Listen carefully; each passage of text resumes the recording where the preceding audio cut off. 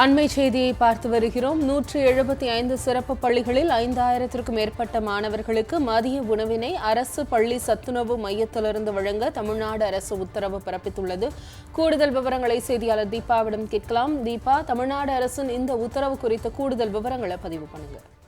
175 சிறப்பு பள்ளிகள், அதாவது தொண்டு நிறுவனம் சார்ந்த மாற்றுத்திறனாளிகளுக்கான சிறப்பு பள்ளிகளுக்கான 175 சிறப்பு பள்ளிகளில் காலை மாலை வீடு திரும்பும் 5725 மாணவர்களுக்கு மதிய உணவை அரசு பள்ளி சத்துணவு மையத்திலிருந்து வரும் ஜூன் மாதம் முதல் வழங்க தமிழக அரசு உத்தரவிட்டிருக்கிறது.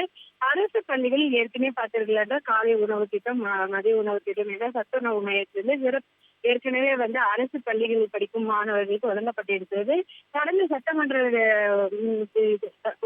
பார்த்தீர்கள் என்றால்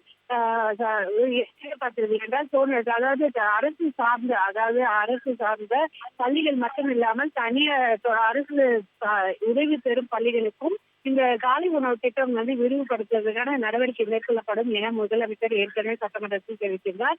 இதை தொடர்ந்து பார்த்தீர்கள் என்றால் அரசு பள்ளி சத்துணவு மையத்திலிருந்து சிறப்பு பள்ளிகள் மையங்களுக்கு உரிய நேரத்தில் மதிய உதவினை பாதுகாப்பான முறையில் கொண்டு செல்வதற்கும் சிறப்பு பள்ளி பயனாளிகளுக்கு உறவினை முறையாக வழங்கவும் பொறுப்பாளர்களை துறை ரீதியாக உத்தரவிட்டிருக்கிறார்கள். இதன் மூலம் பார்த்தீர்கள் என்றால் 175 சிறப்பு பள்ளிகள், தமிழகத்தில் உள்ள 175 சிறப்பு பள்ளிகளில் படிக்கும் 5725 மாணவர்களுக்கு மதிய உதவினை அரசு பள்ளி சத்துணவு மையத்திலிருந்து வழங்குவதற்காகவும் இது ஜூன் மாதத்திலிருந்து தொடங்கப்படும் என தமிழக அரசு தெரிவித்திருக்கிறது.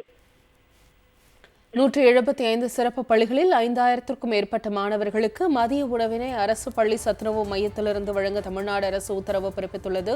இது குறித்த தகவல்களுக்கு நன்றி தீபா.